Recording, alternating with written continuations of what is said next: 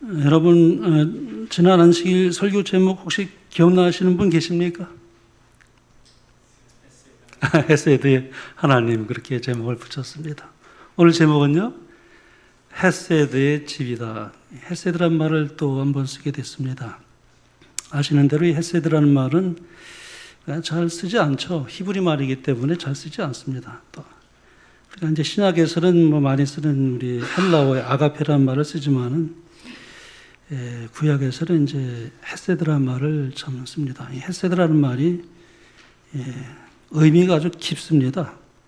그래서 지난 안식일에 제가 그걸 다 또 의미를 나타낼 수가 없어서 제가 이번 안식일은 또 한 번 더 시간을 쓰게 됐습니다. 오늘 이 요한복음은요, 참 다른 복음서에 비해서 참 굉장히 심오하다고 이렇게 말을 많이 합니다. 우리 지난번 구약의 룻기를 헤세드의 교과서다 그렇게 말씀드렸습니다만은 신약에 와서는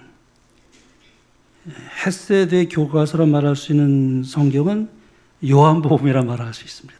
정말 요한복음이에요. 정말 하나님의 사랑과 은혜와 그 하나님의 그 진리의 빛을 참 심오하게 사도 요한이 제일 마지막에 기록을 했습니다. 그러니까는 완성본이라고 말할 수 있겠죠. 사복음서 가운데, 아니 사복음서뿐만 아니라 모든 성경에 가장 제일 마지막에 기록된 책이 이제 요한복음이기 때문에 하나님께서 사도 요한을 통해서 영감을 주셔가지고 정말 가장 심오하게 하나님의 사랑을 드러내고 있습니다. 그 가운데 요한복음에서 저는 이제 이 5장을 지금 택했는데요.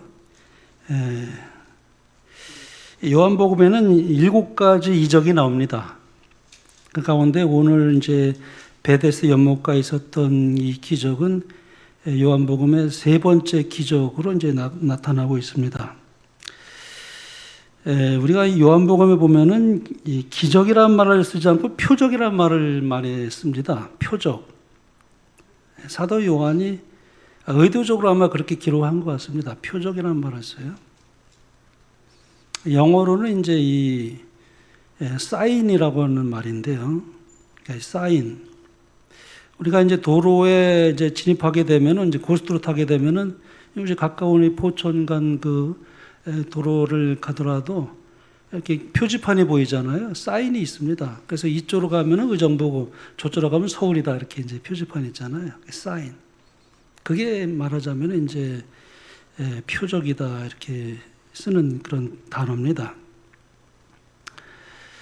요한복음 2장에도 보면 그랬죠. 예수께서 이 표적을 갈릴리 가나에서 행하여 그의 영광을 나타내시며 제자들이 그를 믿으니라. 이게 표적이라는 말 쓰지 않습니까?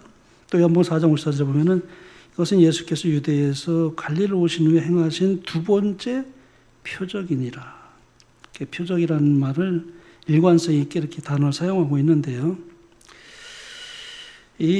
아까 좀 말씀드린 것처럼 이 사인, 이 표적, 이 표지판 우리가 보면은 이 표지판의 사인이라고 볼 수 있는데 이 표지판의 목적은 그 표지판 자체에 있는 것이 아니죠. 가는 방향을 보여주지 않습니까? 그래서 우리가 이제 이 요한복음에 있는 표적들을 보면은 표적 그 자체를 드러내기 위한 것이 아니라 이러한 기적들을 통해서 우리에게 무엇인가 나타내 보여주는 특별한 그 의미가 풍부하게 담겨 있는 것이 요한복음이에요. 그래서 요한복음 20장 3절에 보면 이렇게 말씀했어요. 요한복음에 나타난 표적들의 의미를 이렇게 증거하고 있습니다. 예수께서 제자들 앞에서 이 책에 기록되지 아니한 다른 표적도 많이 행하였으나 오직 이것을 기록함은 너희로 예수께서 하나님의 아들 그리스도이심을 믿게 하려 하며 또 너희로 믿고 그 이름을 힘입어 생명을 얻게 하려 함이라. 그렇죠? 사람들로 하여금 예수님께서 하나님의 아들 그리스도이심을 믿고 생명을 얻게 할 목적으로 예수님께서는 이런 많은 기적들을 행하시는데 그걸 이제 표적이라는 단어를 썼습니다. 이 표적을 통해서 예수님께서 말씀하시는 바가 있습니다.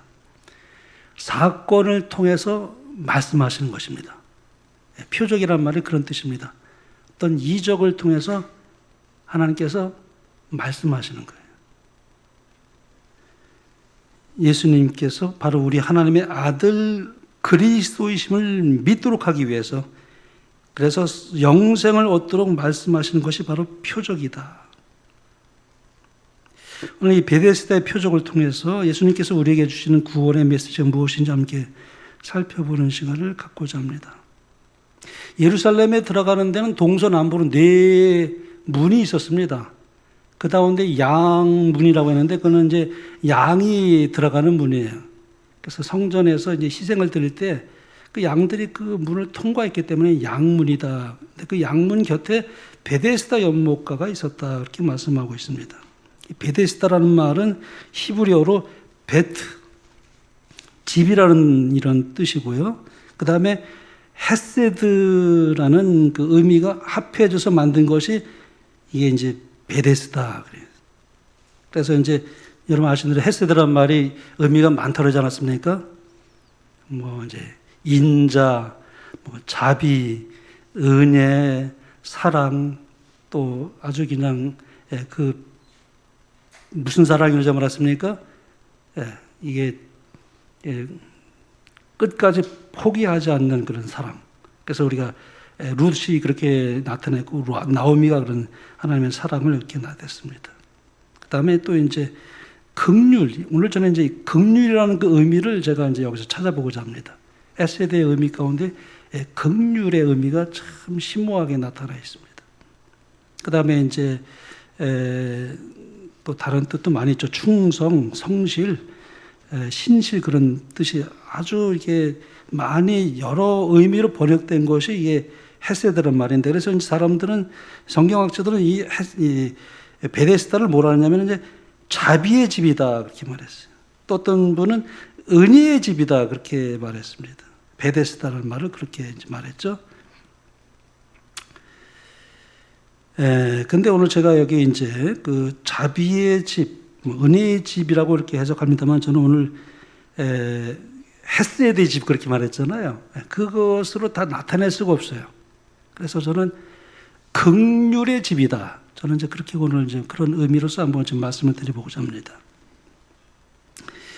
이 베데스다 연못은 가끔 한 번씩 물이 끓어올랐어요. 이 당시 사람들은 이런 현상을 보면서 천사가 이제 하늘에서 내려와서 물을 움직이게 한 것이라고 믿었습니다.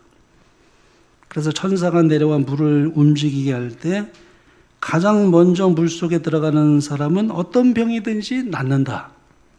그런 이 전설이 있어가지고 사람들이 그 베데스다 연못가에 많이 수백 명 이렇게 모였다고 그랬어요.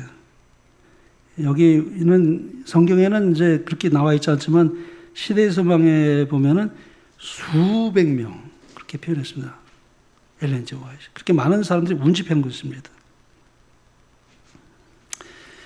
너무 무리가 많아서 그 못 가까이에 갈 수도 없었을 뿐만 아니라 못 가까이에 이르기에 성공한 많은 사람들이 그 못가에서 죽었다. 그렇게 시대의 소망은 기록하고 있습니다.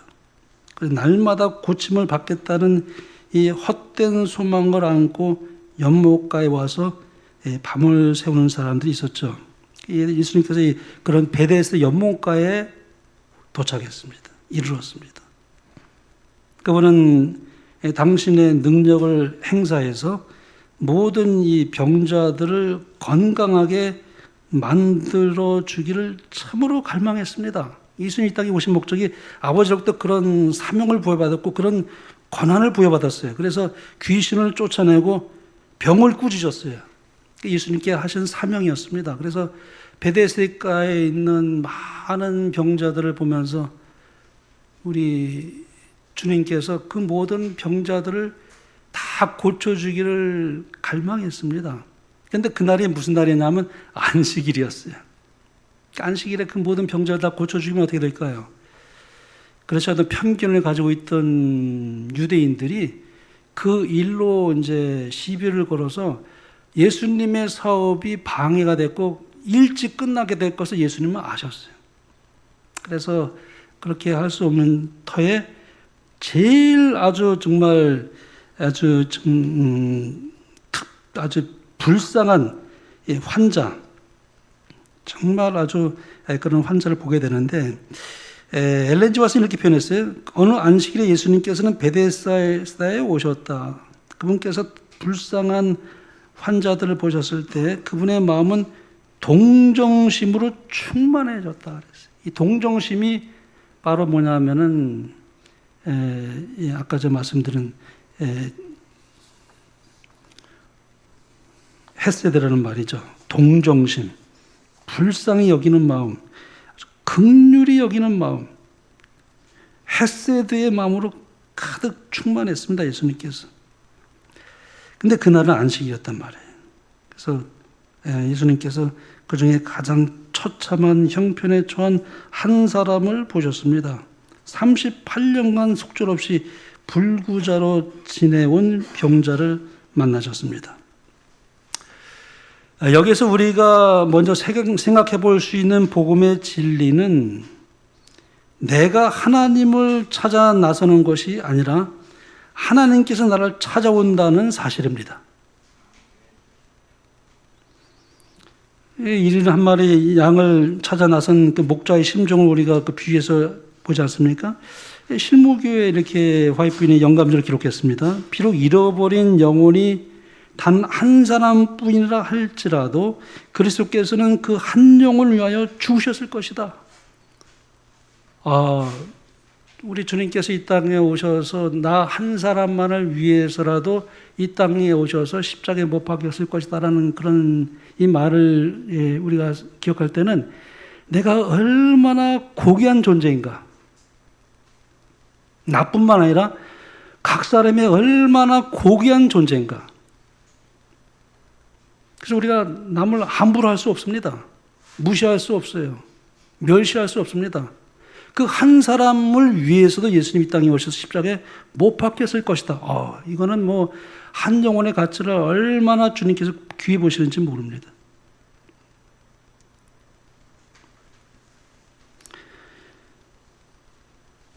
이 양은 목자가 찾아오지 아니하면 혼자서는 돌아오는 길을 찾을 수 없다. 하나님을 떠나 방황하는 사람도 이런 양과 같다.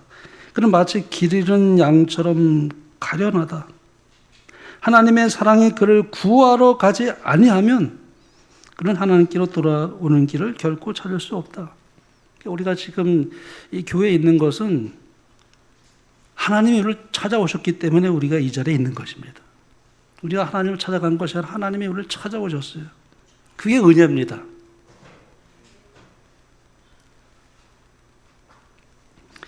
여기에서부터 은혜가 시작되는 것입니다. 헤세드가 시작되는 것입니다. 내가 은혜를 찾아 나선 것이 아니라 은혜가 나를 찾아온 것입니다. 이것이 은혜가 가지는 진정한 의미죠. 이 은혜라는 것은 값없이 우리가 받는 선물입니다. 내가 조금이라도 그 대가를 지불하고 얻은 것이라면 그건 은혜가 될 수 없습니다. 은혜는 거저 선물로 주어지는 것이죠. 베데스다를 찾아오신 예수님을 통해서 우리는 은혜가 무엇인지를 먼저 발견하게 됩니다. 예수님께서 38년 된 이 병자를 은혜의 자리로 초대하시기 위해 그를 향해 이제 물으십니다. 네가 낫기를 원하느냐? 우리가 이 질문을 오해하면은 예수님이 이 병자를 조롱하는 게 아닌가 하는 그런 생각이 들 수도 있겠죠. 물론 예수님께서 이 사람에게 병이 낫고자 하느냐라고 질문하신 것은 이 사람이 정말 병 낫기를 원하는지 원하지 않는지를 알기 위해서 질문하신 것은 아니었습니다. 왜냐하면 이 사람이 베데스다 못에 왔다는 것 자체가 병 낫기를 갈망해서 왔다는 것을 증명하고 있기 때문에 그렇습니다. 그런데 왜 예수님께서 그게 이런 질문을 던지신 것일까요? 아마 그는 병 낫기를 원해서 정말 희망을 가지고 이 베데스다에 왔을 것입니다. 그런데 자기는 몸을 움직일 수가 없어요. 아무도 나를 그 목가에 데려다 줄 수는 있을지 몰라도 풍덩 나를 이렇게 들어서 물에 던져주는 사람이 없었습니다. 계속 고개를 들어서 보지만은 자기는 그렇게 할 수가 없어요. 정말 이미 상실감이 컸을 것입니다. 그 상실된 심령 속에서 어떤 새로운 희망을 불어넣어주는 예수님의 질문이에요. 참 어리석은 질문 같지만 네가 병 낫기를 원하느냐. 화이프는 이렇게 말했습니다. 네가 낫고자 하느냐는 말에 그의 주의가 끌렸다. 그의 마음속에는 뭐예요? 희망이 솟아났다. 사실은 이 38년 된 환자는 절망에 절망을 거듭해서 거의 희망이 꺼져가고 그의 눈빛은 완전히 희망의 빛은 사라지고 정말 절망할 수밖에 없는 그런 상태인 것을 우리 예수님이 아시지 않았습니까? 근데 여기 말씀하시니까 내가 병 낫기를 원하느냐 했더니 희망이 솟아났다 그랬습니다. 어떤 방법으로든 자기는 도움을 받을 수 있으라고 느꼈다. 예수님의 그 자비로운 그런 얼굴과 그분의 음성을 들을 때에 이 환자가 그것을 느낀 것입니다. 근데 우리 다른 영감의 글에 보면은 조금만 늦추어졌어도 죽었을 것이다 그렇게 표현했습니다. 그 병자는 완전히 거의 기력을 잃어버리고 조금만 늦더라도 죽을 수밖에 없는 막바지 절망감에 이른 병자에게 예수님께서 희망을 불어넣는 표현이에요. 네가 낫기를 원하느냐. 그래서 우리가 참 하나님은 절대 우리에게 희망을 주십니다. 참 감사한 일이죠. 사단은 반대예요.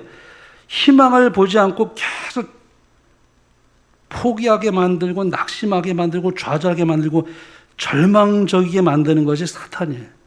근데 하나님은 반대입니다. 어떤 경우든지 살라. 희망을 가지고 살라. 용기를 주고 성령께서 북돋아주고 넌 할 수 있어. 너는 구원받을 수 있는 하나님의 자녀야. 그런 희망을 언제나 불어넣으시는 성령의 은혜가 있다는 것이죠. 자, 우리 여기 사탄은 이렇게 합니다. 이게 성경의 영감의 글을 보면은 사탄은 하나님의 복된 보증을 빼앗으려고 노리고 있다. 복된 보증을 빼앗으려고 노력하고 있다는 겁니다. 그런 사람들에게서 한 줄기의 희망이나 한 줄기의 빛이라도 없이 하려고 하나 그대들은 이것을 허락지 말아야 한다. 시험하는 자에게 귀를 기울이지 말고 말하기를 예수께서 나로 하여금 살게 하시기 위하여 죽으셨다. 그는 나를 사랑하시고 내가 멸망하는 것을 원치 않으신다. 나에게는 자비로우신 하늘 아버지가 계시니 내가 비록 그의 사랑을 저버리고 그가 내게 주신 축복을 낭비하였을지라도 나는 일어나 내 아버지께로 가서 말하기를 아버지여 내가 하늘과 아버지께 죄를 얻었사오니 지금부터는 아버지의 아들이라 일컬음을 감당치 못하겠나이다. 나를 품권의 하나로 보소서 하고 말하라.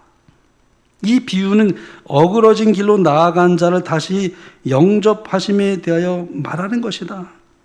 아직도 상고가 먼데 아버지가 저를 보고 측은히 여겨. 이게 뭡니까? 헤세드입니다. 저를 보고 측은히 여겨 달려가 목을 안고 입을 맞추었다. 그러나 그처럼 인정 깊고 감동적인 이 비유라도 하늘 아버지의 무한하신 긍휼 했어야 됩니다. 하늘 아버지의 무한한 긍휼을 표현하기는 부족하다. 당신의 선자를 통하여 말씀하시기를 내가 무궁한 사랑으로 너를 사랑하는 거로 인자함으로 했어야 됩니다. 인자함으로 너를 인도하였다라고 하였다. 죄인이 오히려 부친의 집에서 멀리 떨어진 다른 지방에서 자기 재산을 낭비하는 동안에 그 아버지의 마음은 그를 심히 산모하였나니 그러므로 죄인의 심령에 하나님께로 돌아가려는 갈망이 일어나는 것은 그 방랑자를 아버지의 사랑의 품으로 이끌어 들이기 위한 성령의 탄원의 호소에 불과한 것이다. 우리가 참 우리의 죄를 자복하고 주님의 사랑을 깨닫고 돌아갈 수 있는 그 동의는 성령께서 우리의 마음에 계속 호소하신 그 결과에 불과하다는 것입니다. 헤세드 하나님, 우리를 아주 긍휼히 여기시고 불쌍히 여기시고 분초마다 역사하시는 성령의 호소를 통해서 그 반응하는 사람들은 누구나 다 구원받을 수 있도록 최대의 자원을 풍요롭게 주시는 그 하나님의 헤세드의 사랑, 그걸 말하고 있습니다. 우리를 향한 당신의 사랑을 표현하기 위하여 그가 택한 다음의 말씀보다 더 강하고 강곡한 언사가 어디 있으랴. 여인이 어찌 그 젖먹는 자식을 잊겠으며 자기 태에서 난 아들을 긍휼히 했어야 됩니다. 긍휼히 여기지 않겠느냐. 그들은 혹시 잊을지라도 나는 너를 잊지 않을 것이라. 자녀에 대한 사랑이 크기 때문에 부모는 대신 죽지 않습니까?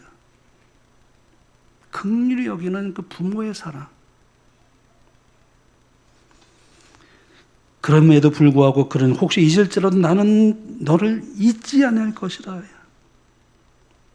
이 긍휼이라는 단어는 거룩하신 하나님과 죄 많은 인간 사이를 연결해주는 하나님의 지극한 사랑을 의미합니다. 사도 바울은 하나님을 일컬어 어떻게 표현하면 긍휼에 풍성하신 하나님, 그렇게 표현했습니다. 긍휼에 풍성하신 하나님, 에베소에 보면 그렇게 말했습니다.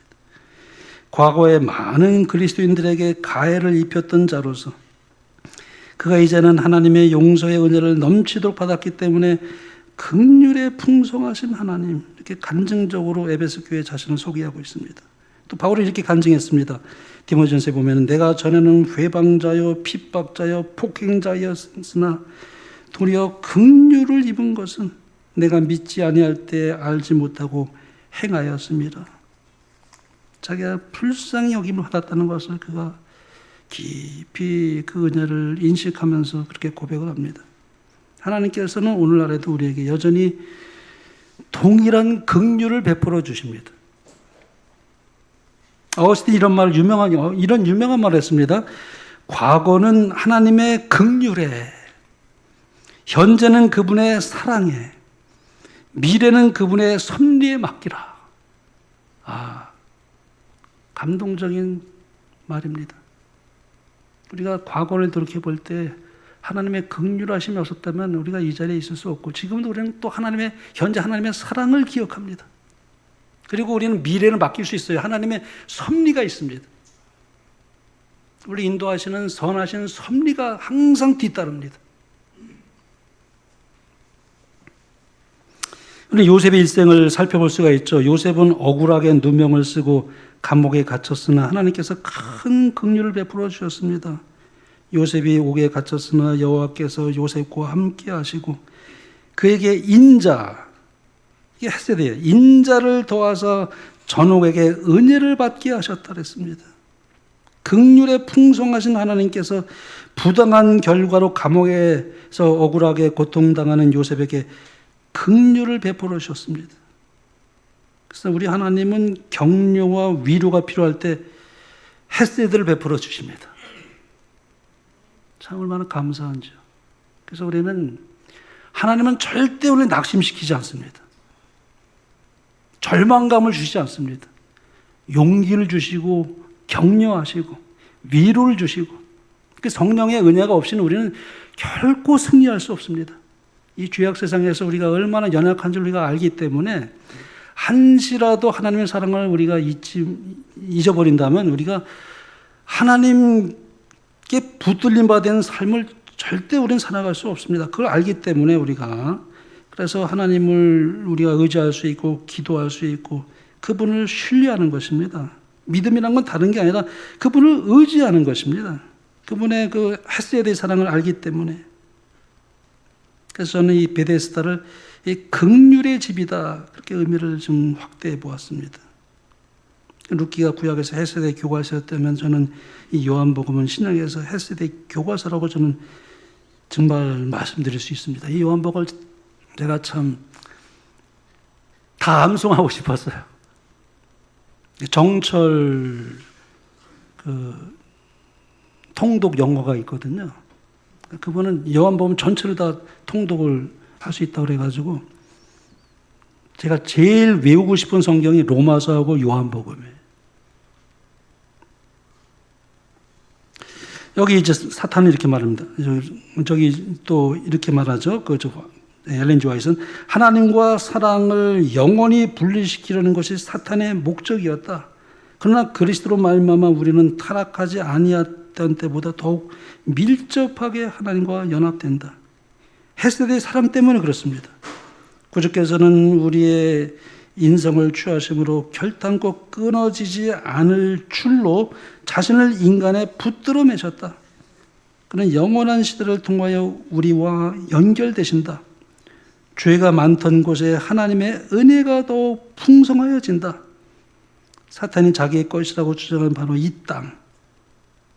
영적으로 말하면은 이 땅은 베데스다입니다. 이 땅, 지구 전체가 속량함을 받을 뿐 아니라 높임을 받게 될 것이다.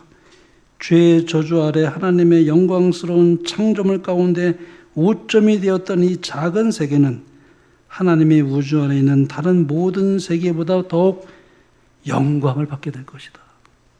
여러분, 우리가 베데스다에 있는 그 모든 병자들을 보세요. 수백 명이 헛된 꿈을 가지고 그것에 있지만 다 죽어갔습니다.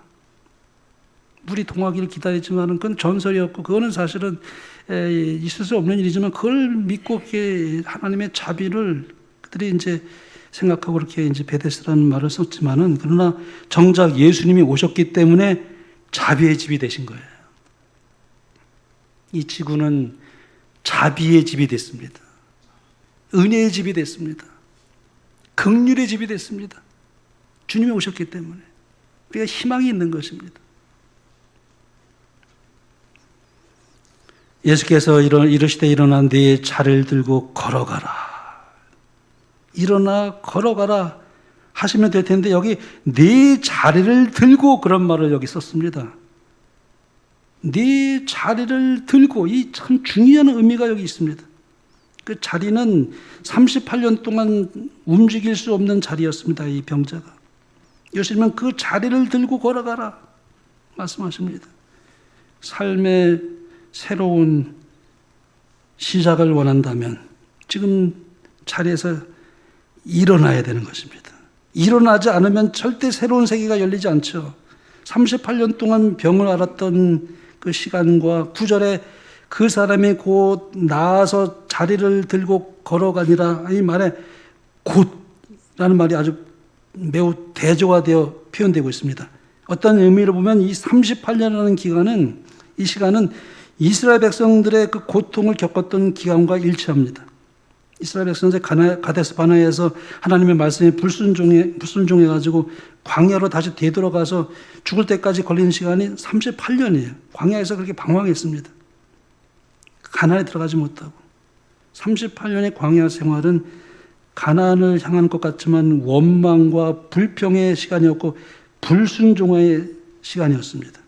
고통과 갈등의 38년을 보냈다면 예수님의 말씀에 순종하실 때 곧 그 고통의 자리를 털고 일어나 고난을 상징했던 자리를 들고 걸어가라고 말씀합니다. 어떤 분들은 이 부분을 가리켜서 그의 믿음을 시험하기 위해서 예수님이 그렇게 하신 말씀이다 이렇게 말씀하신 분도 계시지만은 저는 예수님께서 그의 믿음을 시험하기 위해서 그렇게 하셨다고 저는 그렇게 생각하지 않습니다. 여기 9절에 보면은 그 사람이 곧 나아서 자리를 들고 걸어가니라 그렇게 말했습니다. 예수님은 믿음으로 반응하는 사람들의 질병을 고쳐주십니다. 물론 그렇게 하시지만 또 그렇지 않은 경우도 있습니다. 중요한 것은 예수님께서 말씀하실 때 우리가 얼마만큼 마음문을 열고 그 말씀 앞에 반응하느냐 것입니다. 이 38년 된 병자입니다. 그는 무기력했습니다. 힘이 없었습니다. 혼자 움직일 수 없는 사람이었어요. 자, 영감의 글은 이렇게 기록하고 있습니다. 예수님께서는 이 환자에게 당신을 믿는 믿음을 행사하도록 요구하지 않으신다. 믿음을 보시고 예수님께서 병자를 치유하셨는데 이 38년 된 환자는 뭐라고 되어 있습니까? 당신을 믿는 믿음을 행사하도록 요구하지 않으신다. 그분은 단순히 일어나 내 자리를 들고 걸어가라고만 말씀하신다. 그가 의심하지 않고 그리스도의 명령에 순종하기로 뜻을 정하자. 그의 모든 근육이 그의 의지에 응답한다. 예수님께서는 하나님의 도움에 대한 아무런 보증도 그에게 주지 않으셨다. 그 사람은 멈추어 의심하여 그가 나을 수 있는 유일한 기회를 놓칠 수도 있었다. 그러나 그는 그리스도의 말씀을 믿었으며 그 말씀에 입각하여 행동하자 힘을 얻었다. 하나님께서 원하시는 것은 순종입니다. 그래서 순종. 오직 순종입니다. 물론 성령의 은혜를 통해서 믿음을 주지 아니하시면 우리가 순종할 수도 없습니다. 순종은 믿음의 열매이기 때문에 그렇죠. 근데 이 38년 된 환자는 완전히 그야말로 하나님의 말씀을 붙들고 그 말씀을 순종한 것입니다. 제물이나 제사가 아닙니다. 어원적으로 볼 때 순종하라는 말은 히브리어로 샤마라는 말인데 듣는다라는 뜻입니다. 듣는다는 말과 순종한다는 말이 같은 어원에서 나왔어요. 그래서 성경에서는 이 동사가 사용될 때 신명기에 보면 듣다, 또 사무엘상에 보면 순종하다, 또 신명기에 보면 청종하다, 이게 다양하게 번역을 했습니다. 듣는 것이 순종이에요. 그러므로 부모의 말을 듣는다는 것은 부모에게 순종하는 뜻입니다. 우리 아이는 내 말을 안 들어. 그럼 뭐예요? 순종하지 않는다는 말이에요. 우리가 결국은 잘 들어야 됩니다. 하나님의 말씀을 잘 들어야 돼요. 거기에 믿음이 시작이 되는 것입니다. 마음을 열고 말씀을 잘 들어야 됩니다. 말씀을 그리고 붙들어야 됩니다. 그러니까 안식일에 우리가 다른 거 강론하지 않습니다. 우리가 말씀을 붙들 수 있도록 말씀에서 우리가 주는 메시지가 무엇인가 말씀을 붙들도록 성령께서 우리에게 역사하시는 거죠. 이 순종도 하나의 훈련입니다. 훈련이 필요해요. 예수님께서 말씀하시기를 작은 일에 충성했기 때문에 큰 일을 맡긴다고 그랬죠. 작은 일에서부터 순종하는 훈련을 해야 할 필요가 있습니다. 작은 일에 자꾸 순종하다 보면은 큰 일에도 순종하게 되는 것이죠. 작은 일에 순종하지 못하는 사람은 결국은 큰 일을 순종할 수가 없게 됩니다. 어렸을 때부터 순종을 배우는 거 참 중요합니다. 부모의 말에 순종하는 법을 배우는 거. 학교 다닐 때 선생님의 말에 순종하는 법을 배우는 거. 스승으로부터 제자가 사랑받는 게 이렇게 순종 잘하는 제자 사랑스럽지 않습니까? 교회에서 우리가 하나님의 말씀에 순종하는 것을 배웁니다. 유명한 토레는 이런 말했습니다. 권능은 하나님께 속해 있다. 그리고 우리가 그 권능을 받는 데는 오직 한 가지 조건이 있다. 그것은 절대 순종이다. 그러므로 우리 또한 하나님의 말씀을 절대 순종하는 여러분과 제가 되길 간절히 바랍니다. 순종의 그 아름다움을 배우지 못하게 되면 우리는 결코 행복할 수가 없습니다. 순종할 때 내 마음이 평안합니다. 그렇게 평안할 수가 없어요. 근데 순종하지 않으면 그렇게 불편할 수가 없습니다. 불안하고. 근데 하나님 말씀에 내가 순종하면 그렇게 마음이 평안할 수가 없어요. 우리가 잘못했을지라도 실수를 우리가 할 수 있죠. 그러나 다시 우리가 회개하고 자복해서 하나님 말씀대로 순종하게 될 때 마음이 참 평안합니다. 불순종하면 마음속에 어둠이 몰려들어요. 그리고 불안해지고 평안함이 사라지게 됩니다. 그러나 순종함으로 평화를 얻습니다. 행복을 얻습니다. 순종함으로 자유를 얻습니다.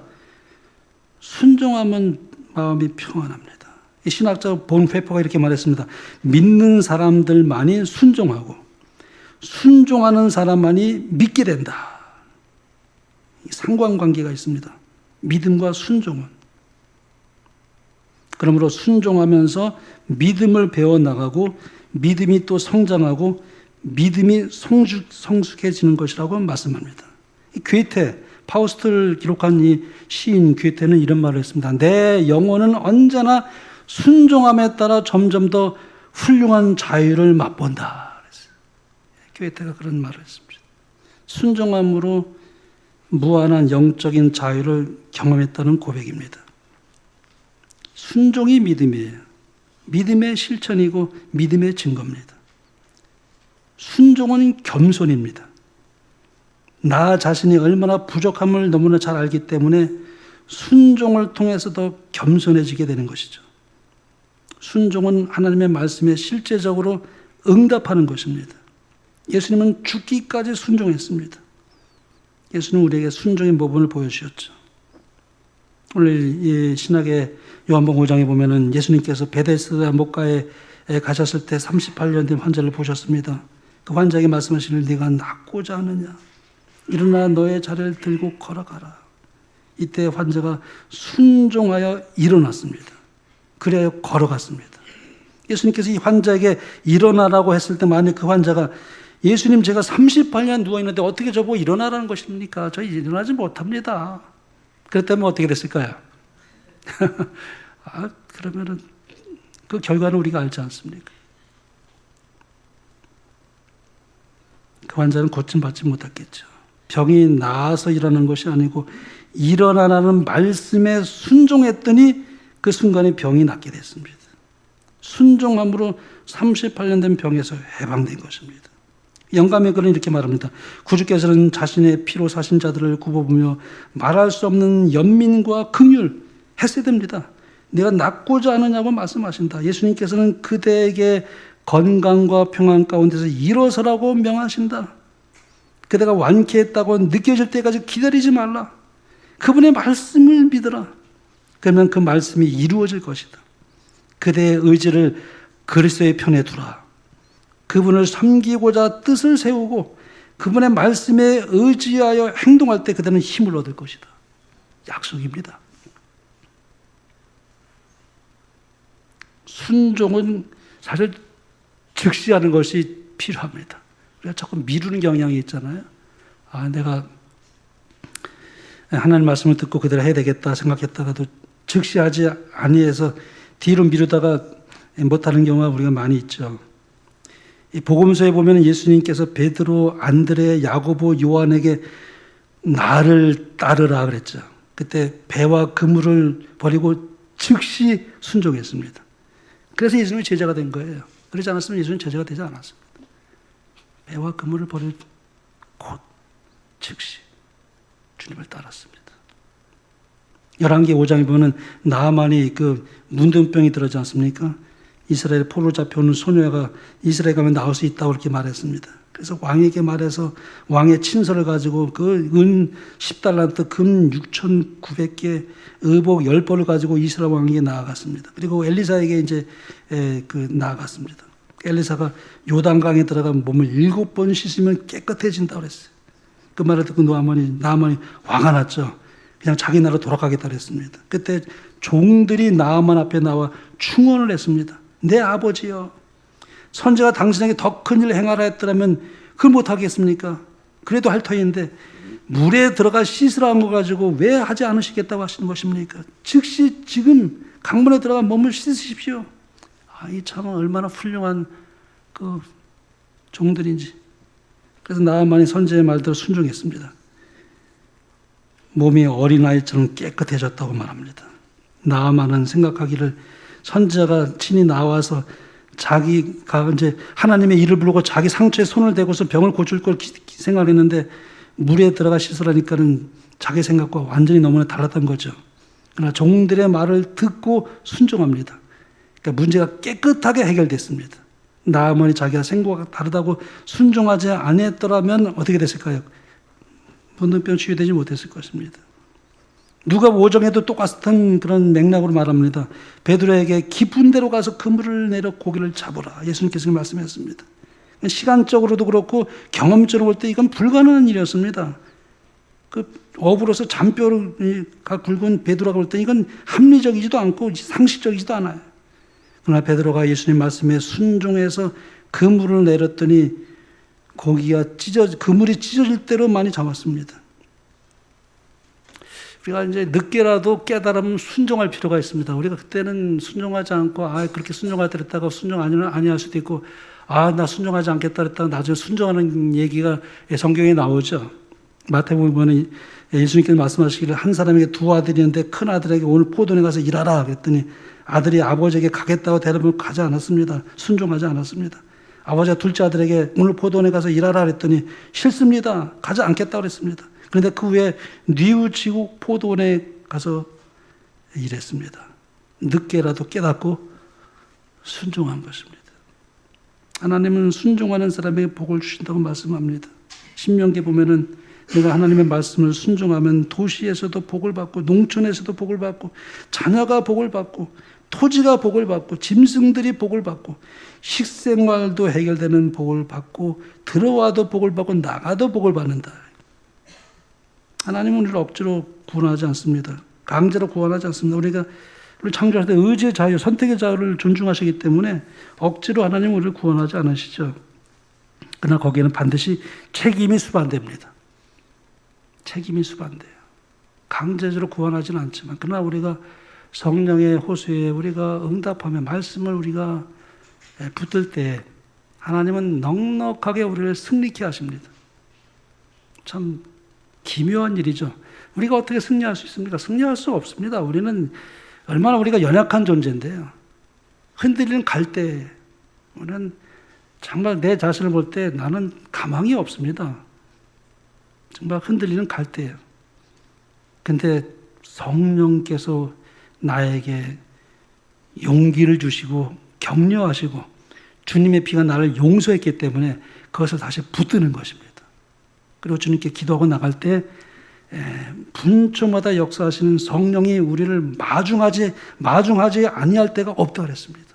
내가 마음을 조금이라도 주님께 향하면 벌써 성령께서 내 마음에 마중 나오지 않을 때가 없다. 오늘 학자가 이제 책에 쓰기를 하나님의 말씀을 10%만 순종하는 사람은 10%의 복을 누릴 것이요. 하나님의 말씀을 온전히 순종하는 사람은 100% 복을 누리게 될 것이다. 그렇게 이제 기록을 했는데요. 예수님께서는 우리를 긍휼히 여기셔서 이 죄로 캄캄해진 이 소망 없는 땅에 오심으로 이 지구를 헷세대의 집으로 만드셨습니다. 자비의 집, 은혜의 집, 긍휼의 집으로 만드셨습니다. 우리 스스로는 절망적인 속절없는 죄인으로 멸망할 수밖에 없는 존재지만 그러나 우리에게 생명의 말씀을 주셨습니다. 그러므로 저와 여러분 모두가 이 생명의 말씀, 이 구원의 말씀을 온전히 순종하여 온전한 복을 누리시게 되는 여러분과 제가 되길 바라며 말씀을 마치겠습니다.